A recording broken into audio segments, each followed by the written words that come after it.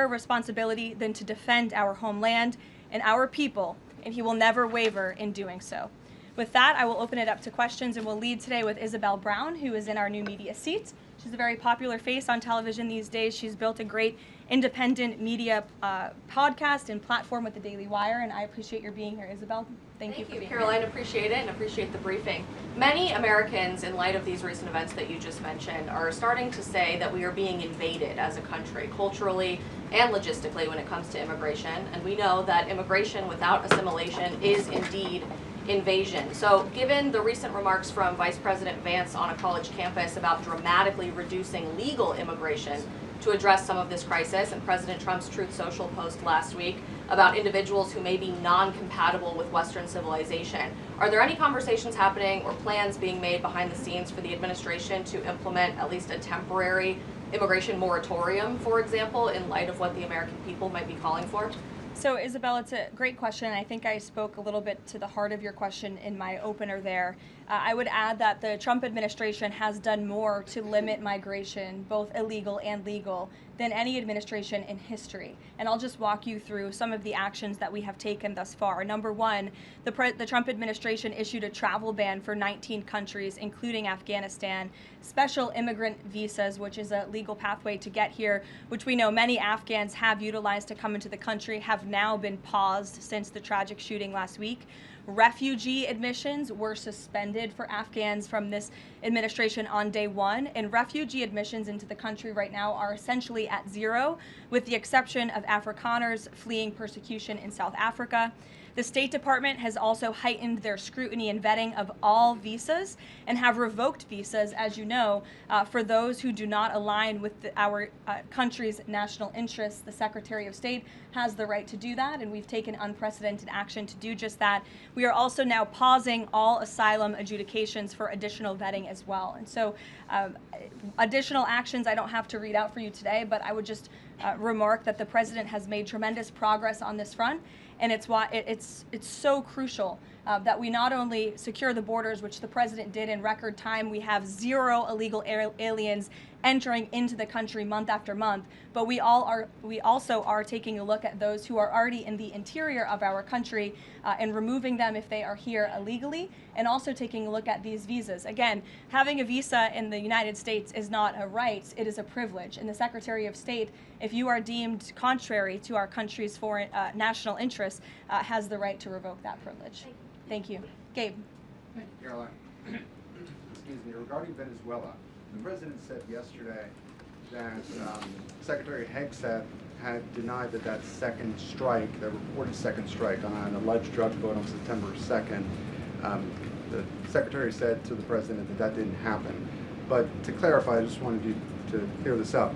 In his social media post, Secretary Hegseth didn't go into details about that strike. He just said U.S. operations in the area were lawful, and he said that the story and media reports were fabricated. So to be clear, does the administration deny that second strike happened, or did it happen and the administration denies that Secretary Hegseth gave the order? The latter is true, Gabe, and I have a statement to read for you here. President Trump and Secretary Hegseth have made it clear that presidentially designated narco-terrorist groups are subject to lethal targeting in accordance with the laws of war. With respect to the strikes in question on September 2nd, Secretary Hegseth authorized Admiral Bradley to conduct these kinetic strikes. Admiral Bradley worked well within his authority and the law, directing the engagement to ensure the boat was destroyed and the threat to the United States of America was eliminated. And I would just add one more point to remind the American public why these lethal strikes are taking place. Because this administration has designated these narco-terrorists as foreign terrorist organizations. The president has a right to take them out if they are threatening the United States of America and if they are bringing illegal narcotics that are killing our citizens at a record rate, which is what they are doing. And under the previous administration, there was enough fentanyl trafficked into our country to kill every American man, woman, and child many times over. And so that's why you've seen a drastic difference in this administration's policy with respect to the last, and it's one of the many reasons the American public reelected this president and support this Secretary of War in conducting these strikes. So to be clear, clear, to clarify, Admiral Bradley was the one who gave that order for a second strike. And he was Okay. well within his authority to do so. And a separate question, the president several days ago said it was his intention to pardon the former president of Honduras, who was a convicted drug trafficker. And yesterday on Air Force One, the president said that if someone sells drugs in that country, that doesn't mean you arrest the president and put him in jail for the rest of his life. How is that different than what the administration is accusing Venezuela's Nicolas Maduro of? You're cherry picking the president's statement a little bit yesterday, as he also said yesterday the people of Honduras have highlighted to him how the former president Hernandez was set up. This was a clear Biden over prosecution. He was the president of this country. He was in the opposition party. He was opposed to the values of the previous administration, and they charged him because he was president of Honduras. There were some other egregious facts that came out during this trial, and I would encourage you to report on them. His court-appointed lawyer was only given 3 weeks to prepare for trial. He shared that his conviction was lawfare by the leftist party, who, quote, struck a deal with the Biden-Harris administration. Hernandez has highlighted there was virtually no independent evidence presented, and many of his conviction was based on testimony from many admitted criminals who hoped that cooperating would reduce their own penalties. So the president heard the concerns from many people, as he does, and he's, of course, within his constitutional authority to sign clemency for whomever he deems worthy of that. Jackie. Thank you, Caroline. Following up on Gabe's question, you said that the follow-up strike was lawful. What law is it that allows no survivors? The strike conducted on September 2nd was conducted in self-defense to protect Americans in vital United States interests. The strike was conducted in international waters and in accordance with the law of armed conflict. And then on this pardon for the Honduran president, does it at all undercut the administration's messaging while you have these congressional Republicans defending the strikes on the narco-terrorists and then a pardon for a convicted drug trafficker? Does that make it more difficult for your members to defend your administration's policy? I don't think so, Jackie. I think that President Trump has been quite clear in his defense of the United States homeland to stop these illegal narcotics from coming to our borders, whether that's by land or by sea. And he's also made it quite clear that he wants to correct the wrongs of the weaponized Justice Department under the previous administration. And Ouija, I'll call on you because I think we're wearing matching blazers today. I was going to Great compliment minds. yours. Thank you, Caroline. Sure. So just to be clear, to clarify on Jackie and Gabe, did Admiral Bradley order that second strike because there were still survivors after the initial strike? Again, as I read for you, Admiral Bradley worked well within his authority and the law. He directed the engagement to ensure the boat was destroyed and the threat of narco-terrorists to the United States was completely eliminated. So was the initial order from Secretary Hegseth, everyone be killed, and did that come from President Trump? I saw that quoted in a Washington Post story. I would reject that the Secretary of War ever said that. However, the president has made it quite clear that if narco-terrorists, again, are trafficking illegal drugs towards the United States, he has the authority to kill them. And that's what this administration is doing. And can I Danny? follow up on the MRI? Because President Trump Sure. yesterday said that he would release the results of his MRI. Is that happening right now? It is happening right now. As part of, and this is a summary from the president's physician, and we will release it right now. I think my team has it teed up for all of you. I'll read it for you, and then you'll get it physically as well.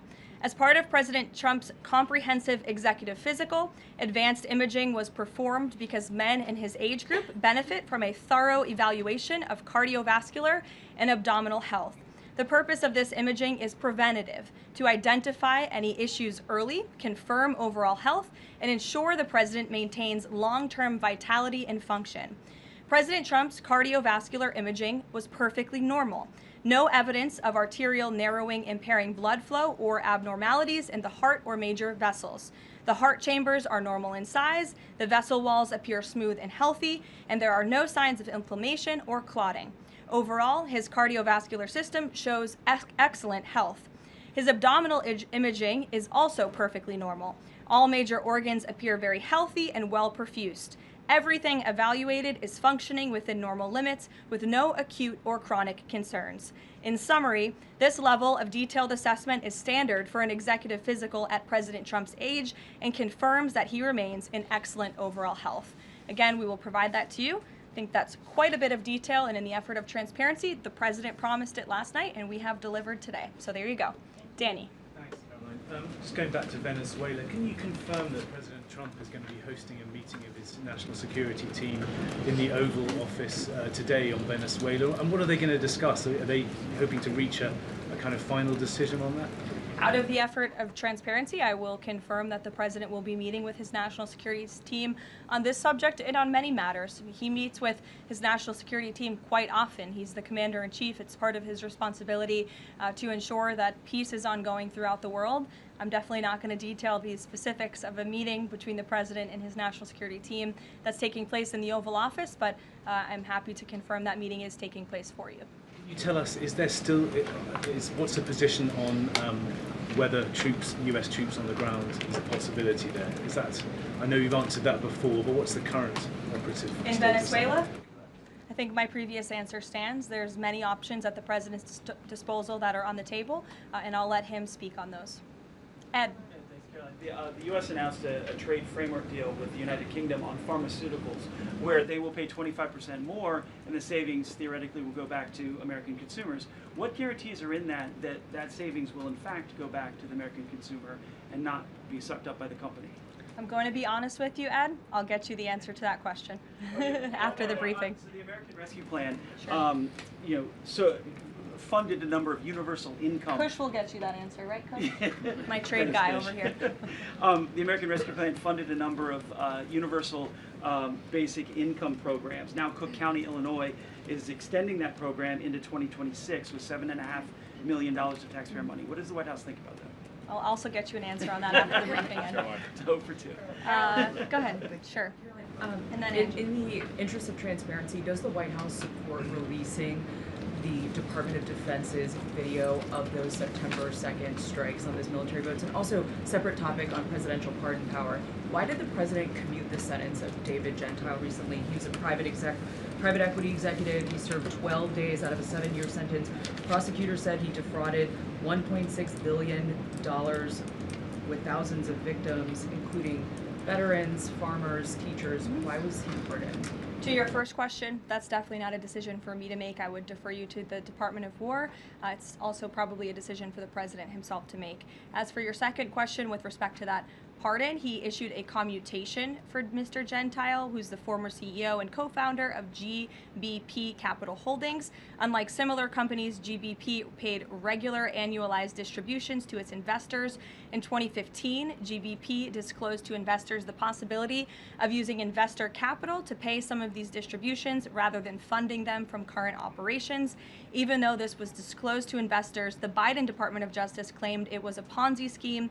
This claim was profoundly undercut by the fact that GBP had explicitly told investors what would happen. At trial, the government was unable to tie any supposedly fraudulent representations to Mr. Gentile. In short, again, this is another example that has been brought to the president's attention of a weaponization of justice from the previous administration, and therefore he signed this commutation. Statements, though, say that these people were defrauded. I just read you a very detailed summary of why the commutation was made. Sure. In the middle with the red tie. Thank you, Caroline. Okay, Andrew, go ahead, and then you. In wake of Congresswoman Marjorie Taylor Go ahead Greene's early resignation, reports last week indicated that other House Republicans might consider doing the same. Does the president have any concerns in light of those reports about other House Republicans potentially leaving early, as well as the other announced retirements that we saw in the last couple of days? Look, I think the president maintains very good relationships with the vast majority, maybe with the exception of one or two. I think many in this room know who I'm referring to. Very good relationships with members of Capitol Hill within the Republican Party. And the president clearly is the unequivocal leader of the Republican Party. I think it was a recent CNN poll that actually showed that more than 90% of Republicans continue to support President Trump as the leader. So he maintains very good relations, as does his entire team here at the White House. And of course, we have a very slim margin in the House, and the president wants that to continue. Andrew, go ahead. Sure. First, on the Venezuela strike, you said that second strike was in full accordance with the law of armed conflict, but the Navy's own manual of law of war says that specifically firing on survivors from a wrecked vessel is an example of a war crime that's forbidden under U.S. law and the law of armed conflict. So was that second strike in following law of armed conflict and then second on immigration? Again, Andrew, I would reiterate to you the strike was conducted in international waters and in accordance with the law of armed conflict. And since somebody asked about Congress, and it's sort of related to Venezuela, I also want to add that Secretary Hegseth spoke with members of Congress who may have expressed some concerns over the weekend. And there have also been 13 bipartisan briefings to Congress on the Venezuelan strikes. There have been a number of document reviews for members of Congress to review the classified DOJ Office of Legal Counsel opinion and other related documents. 29 senators and 92 representatives have reviewed those documents, which is about 2/3 of those are Democrat members, and they have been made available to all 100 senators, all 435 members of the House, and to general counsels of the relevant committees on a bipartisan basis for their review. On immigration, during your topper you said, and I quote, "Leaders also have a duty to preserve the integrity and character of our nation's national identity." Can you explain what you mean by our nation's national identity and integrity and character, and how would refugees, people coming from war-torn places who are seeking a safe haven in America, like many of our forebears in this room, not add to our nation's integrity and character of our national identity? I'll tell you what does not add to our nation's character and integrity is refugees who come here under the alleged plight of asylum and fleeing persecution, and then come to the United States to abuse our system and rip off American taxpayers. And as I pointed out, the New York Times, to their credit, it was about 6 months too late, but they did write about how Somali immigrants in Minnesota have been ripping off American taxpayers. In fact, 86 people have been charged in a rampant and widespread fraud scheme spanning multiple programs in Minnesota. Of those 86, 78 of those people are Somali, 91% of them charged. So far, 59 of those people have been convicted for their roles in fraud plots that have stolen $1 billion from taxpayers. In one scheme, and this is egregious, a nonprofit and its affiliates with these Somali migrants claimed to have fed tens of thousands of American children during the pandemic. They were reimbursed for those meals by taxpayers. However, federal prosecutors found that almost all of those meals were never even delivered to hungry children. In fact, those organizations' leaders spent the money on houses, luxury cars, and real estate in Turkey and Kenya. Another scheme involved hundreds of organizations who were reimbursed for services that were supposed to help people at risk of homelessness. Once again, those services were never provided.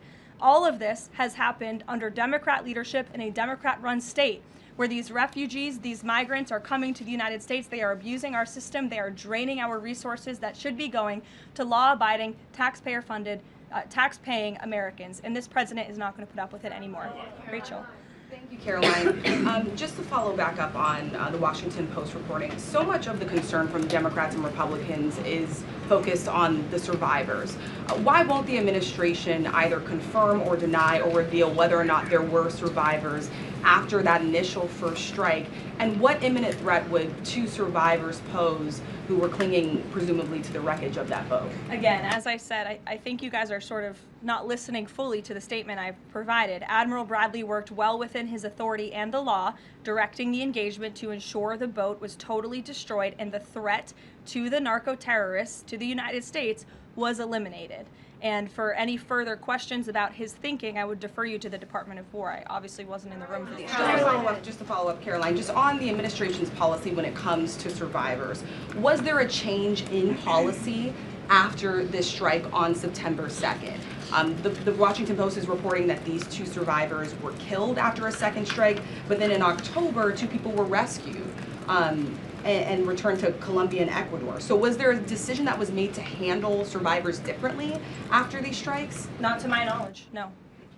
Steve. The president confirmed that he spoke to the Venezuelan leader. Are you trying to negotiate his departure? Is there an asylum deal under work?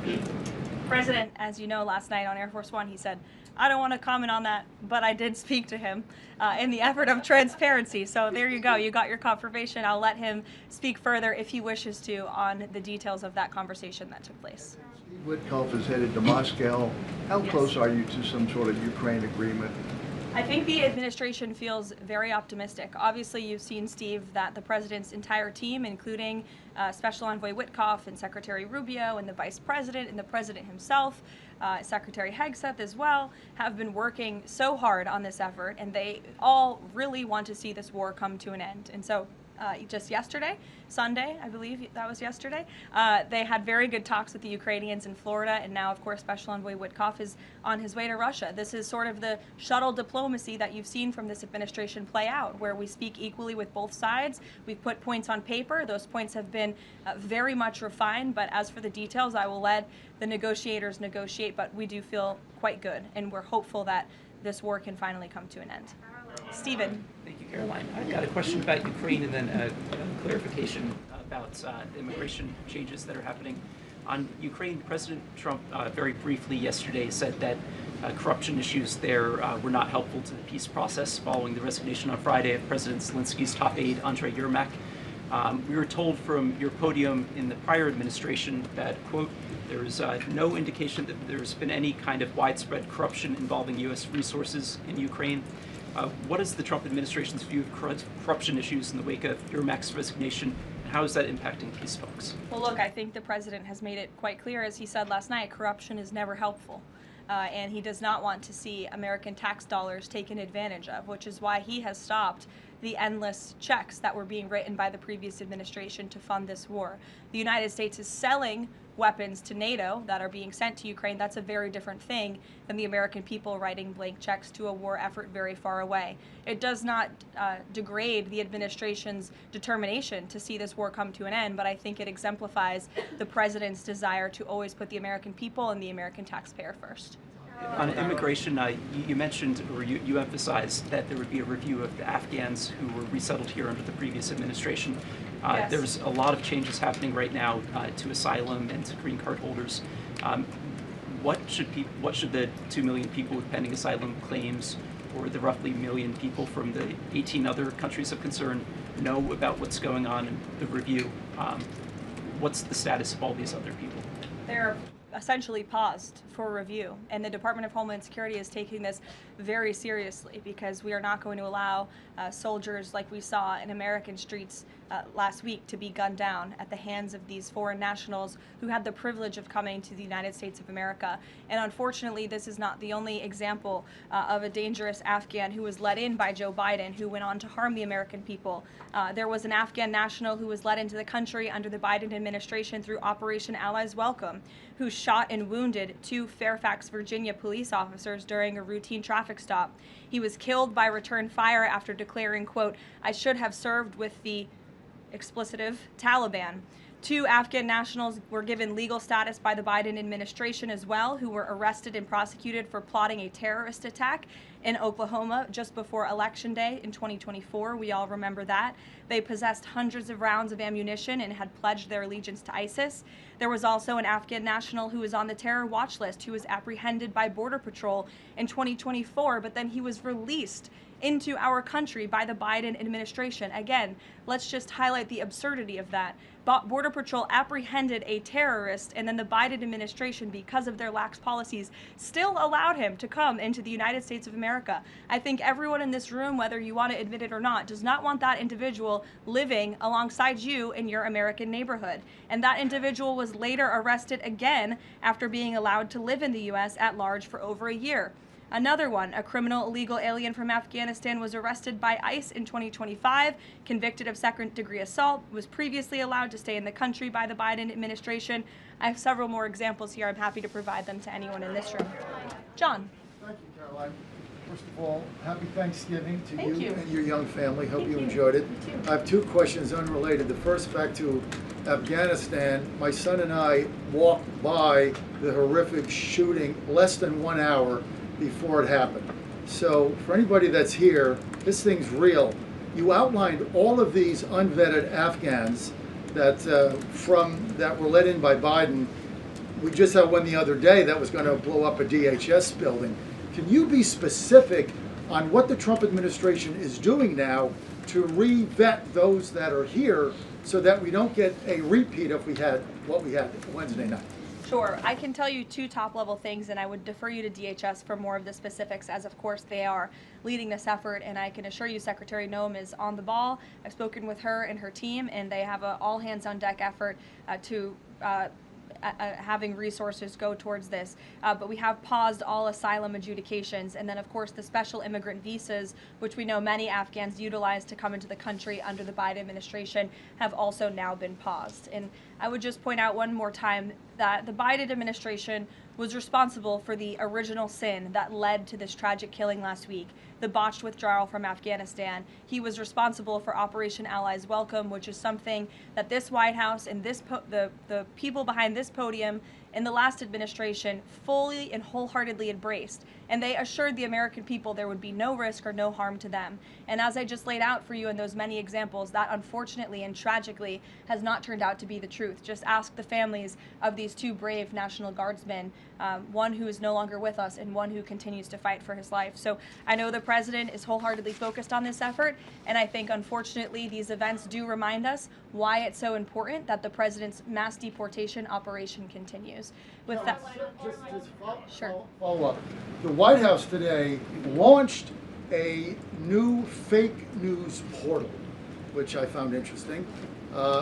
What is your objective with that, ultimately? And are you going to name the news networks, and are you also going to name some of the correspondents, some which may be here today? Yes, we are. I'm glad you noticed.